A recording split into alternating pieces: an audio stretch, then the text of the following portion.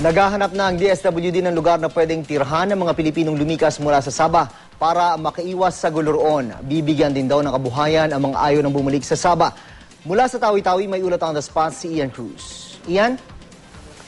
Yes, June, dumating nga dito sa Tawi-Tawi si DSWD Secretary Dinky Soliman at agad nga siya nakipagpulong sa gobernador ng Tawi-Tawi niya si Sadicol Sahali, kaya Bungaw Mayor Jasper Cuey at lokal na DSWD ukol yan sa Chris sa Sabah at sa pagbabalik na sa bansa ng ating mga kababayang natatakot ng maipit sa guloroon.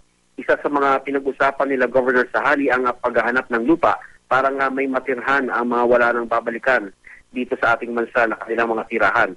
Sabi ni Soliman, may proposal na sa National Housing Authority si Sahali at kailangan na lamang daw itong ayusin.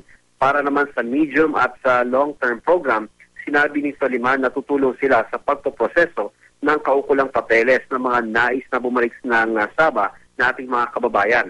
Magkakaroon din daw ng processing center sa Zamboanga City, pero isa dyan sa tinitignan yung posibilidad na magkaroon ng tinatawag na one-stop shop sa Taganak Island, yung malapit dyan sa Pergal Island, na isa nga sa pinakamalapit na isla mula sa Sabah.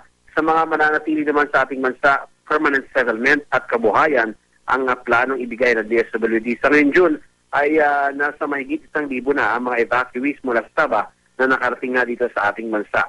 Bumisita rin June si Soliman sa isang evacuation center para kausapin yung mga tao doon. Pero June, halos wala na nga naabutan ng mga evacuees itong si Soliman dahil napakabilis ng ginagawang pagpapauwi ng DSWD Tawi-Tawi mula dito sa Bungaw ay agad silang tinatransport na patungo sa Basilan, sa Zamboanga, sa Sulu at sa iba pang bahagi naman sa kung saan naman talaga nanggaling o na nagmula yung ating mga kababayan na umuwi mula sa Sabah. June. Maraming salamat, Ian Cruz.